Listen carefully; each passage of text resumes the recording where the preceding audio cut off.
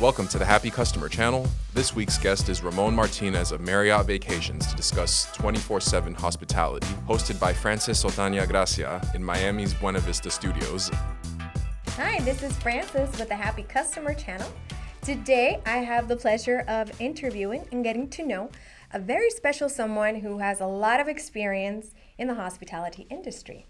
Ramon Martinez here, standing with me. He is the Director of Rooms Operation at the Marriott Villas at Doral. We've actually known each other for about 17 years now. I did the math. We actually worked together first at the Parker Meridian in New York City. This is back in 2005. Then we actually got to work together at the St. Regis Bahia Beach when I joined in 2011. Very unforgettable, that experience. And you've been in the industry for a very long time. Can you tell us a little bit about how long you've been in the hospitality industry? Well, it started back in 2001 when I finished my bachelor's degree in hospitality. And then I started working at El Convento. It's a small luxury hotel in Old San Juan. And then from there I went to New York. I have worked in luxury hotels. I have worked in convention hotels. I have worked in hotels where I mostly focus on pre and post cruises. And I'm here in Miami at Marriott Villas at Doral, which is a timeshare. Okay, wow, that's a lot of experiences in different types of properties, right? Correct. Which one would you say was probably the most challenging in terms of managing people? I believe the St. Regis Bahia Beach, because it's a 5-star, 5-diamond setting. Service has to be impeccable. The clients were very discerning guests, so they have very specific requests. On the employee side, it was hard to hire. But other than that, with the training that we provided them, we were able to build a team. I was part of the opening team. We were able to hire and train a team that was able to bring the property to the level of service that was expected by those clients. And I believe after a year of operations, we were able to obtain the 5-diamond award. And then right after I left, the property obtained the 5 stars award. So actually, I was there with you when we received the 5 diamonds. The 5 diamonds, yes. It was no easy feat. And I love that you said, training was basically the key, right? So we would hire associates who were not perhaps at a luxury level, but we would get them to a luxury level with really great, amazing training. Correct. So having worked in the hospitality industry myself, I understand that there's a lot of dynamics, especially as it is a 24/7 operation, right? We just don't close in hotels. A lot of businesses, they'll have, 9 to 5 business hours. Even restaurants will close, even if it's at 11.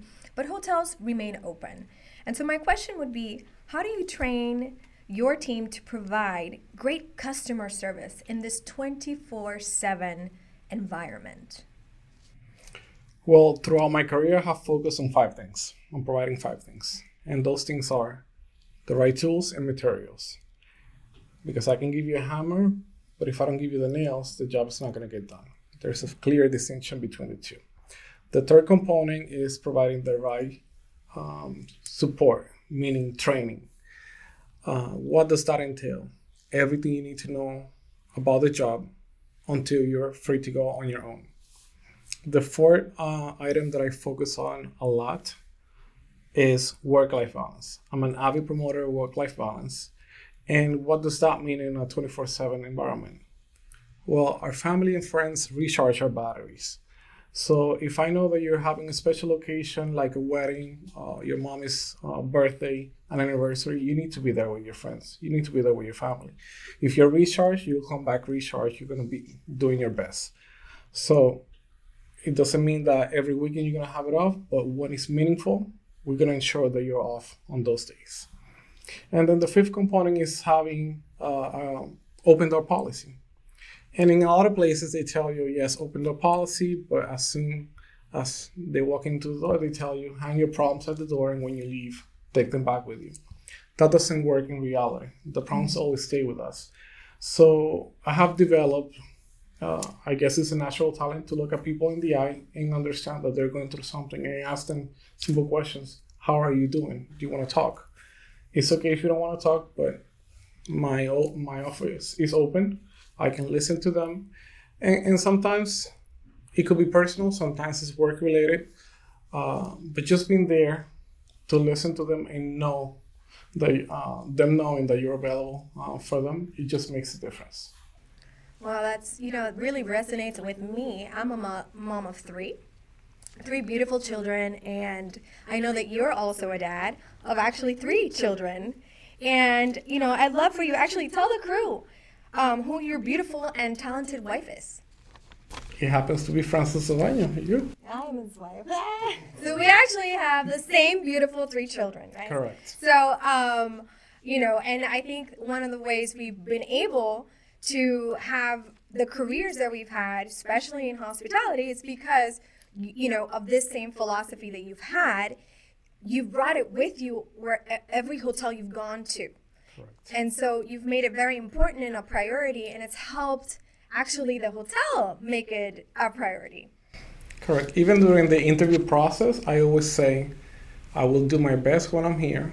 However, my days off are my days off, and I try to disconnect when I'm with my family. I love that. So, and then, the other one that really resonated with, all 5 of your roles are pretty, spot on, right? The first one and 2 were tools and materials. So, when we talk about customer service specifically, what tools and materials do you provide? For example, you have to have a computer, software, systems running. That's the basic. But you also have to make sure that your team has the uniform, the name tag, that they're ready to go, the guest keys, a pen.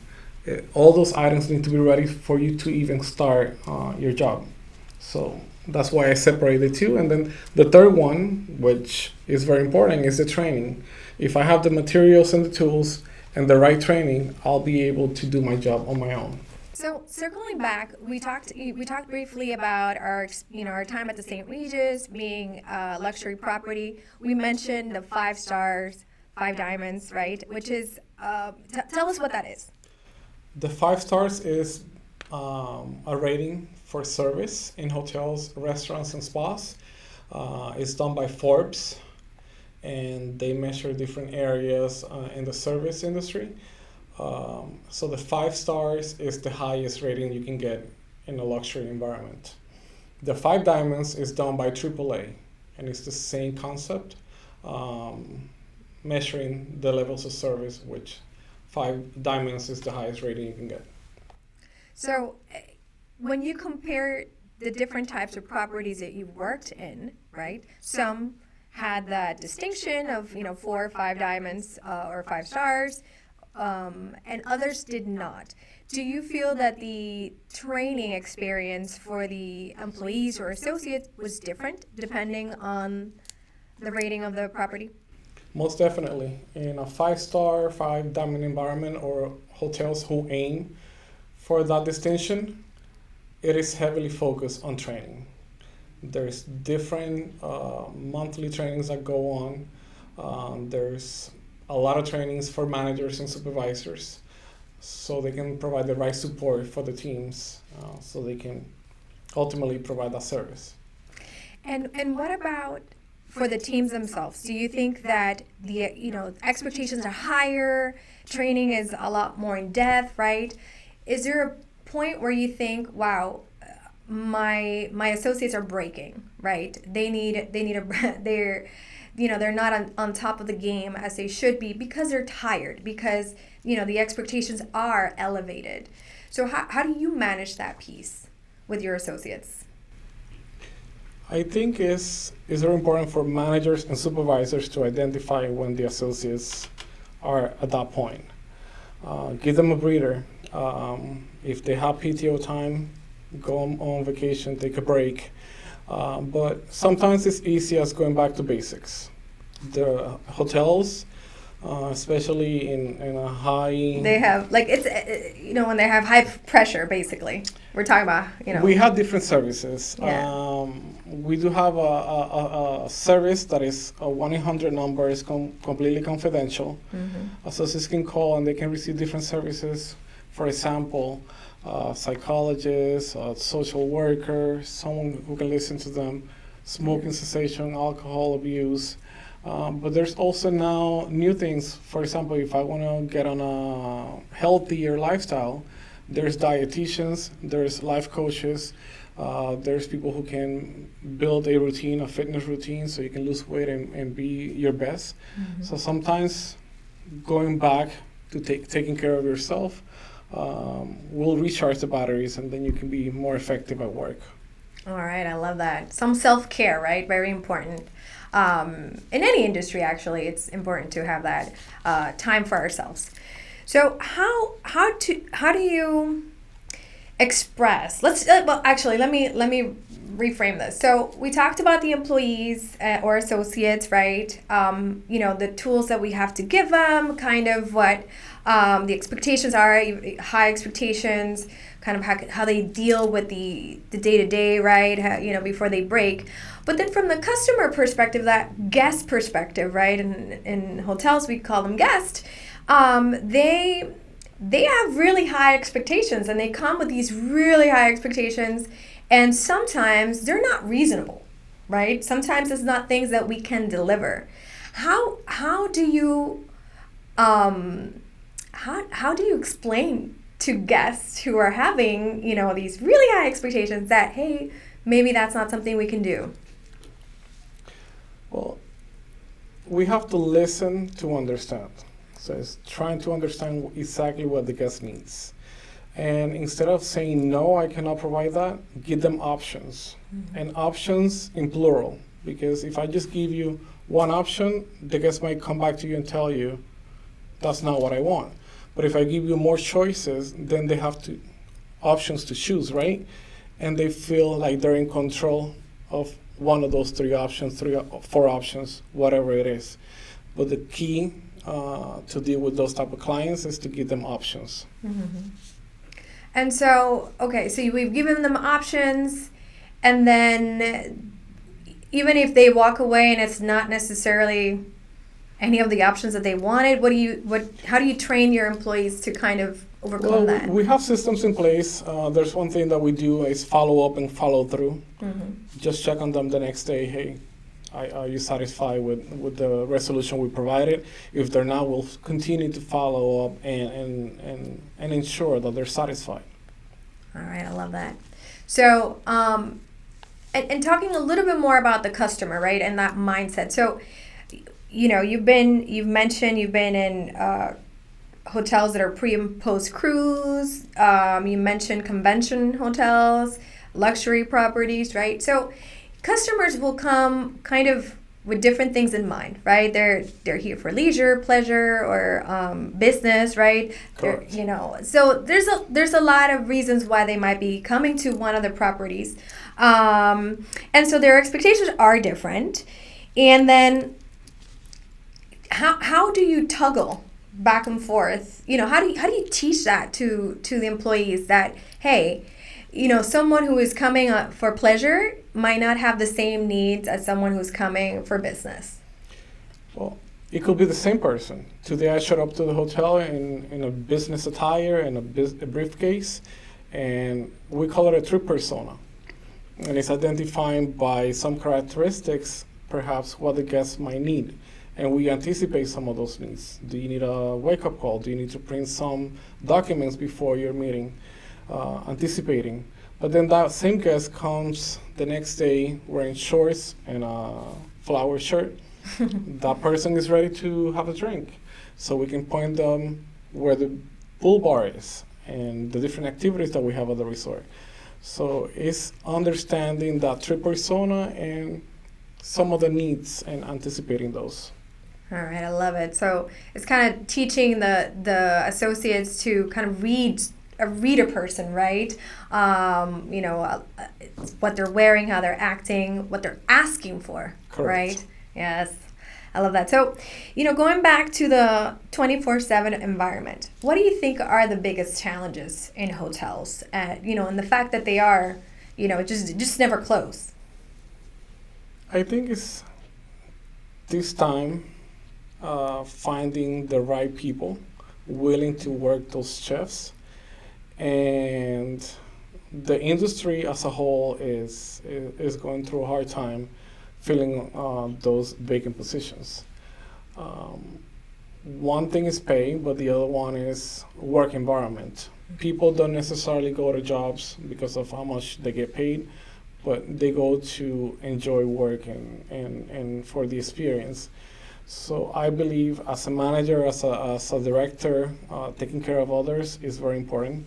So if you make them feel safe, if you provide those things that I spoke previously, ultimately what I want them to feel is like every time that I get on the car to go to work or whatever medium you use to go to work, that you want to come to work. It's not perfect every day. There's going to be days when it's not easy. But overall, if I provide a safe environment and everything that they need, let's just have fun at work. So, I remember once you told me a story, one of the properties you worked at. High season was pretty much the holiday season, right? That mid-December is where it really takes off, and then it doesn't really stop until April, right? High Correct. season. And so one year was that the team didn't really prepare for the season. And so that impacted the scores, the guest satisfaction scores. So can you tell me a little bit about what the team did for the next year that really did prepare them for success? Well, learning from that experience, we took notes. We went back and created action plans just to ensure that those fallbacks don't happen again. We had meetings leading up to the next season, just making sure that the associates knew, the managers knew, supervisors knew, so we can prevent those issues from happening again. Okay. Yeah. So preparation, you would say it's very much Learning from your past mistakes yes. and talking about it, understanding that yes, we didn't do good, but what can we do it? How can we do it differently the next time so we're successful? Right. And so so that was not didn't start too good. We would turn it around. You turn it around right with the team. Tell me about an experience though, in one of the whichever property you prefer that you had a lot of fun. I mean, I truly enjoy what I do. I'm very passionate about the hospitality industry, but I'm more passionate about the people that I work with. I consider myself a mentor, so I like to teach everything that I know and clear the path for whoever's coming behind me. If I had it tough, I want to make it easier for whoever's coming next. And I do have a lot of coaching. I do a lot of coaching sessions with my team, and I want to make sure that they succeed in this industry. That's the fun part of my job. Oh, I love that. So helping others learn and grow, find their career path. Correct. Yes, I love it. Do you ever keep in touch with those who've worked with you in these properties? Do you keep in touch with them in a professional, way? I do keep in touch with them. They call me. They ask me for references. They ask me for tips on their next interviews. They ask for letters of reference. So yes, we stay in touch. That's great. So it's like if you're their mentor for life. Correct. I consider them my kids from work. Ah, I have a few. we have a lot of kids. Well, thank you so much, Ramon, for being with me today and, sharing your insights about the hospitality industry, what it's like to not just work in different types of properties, but how to manage, the team that works there, the associates, and really great insights. Thank you for being with us. And It's been a true pleasure and an amazing experience. Thank you. hey, thank you for watching this episode of the Happy Customer Channel. For more, please like and subscribe. See you next time.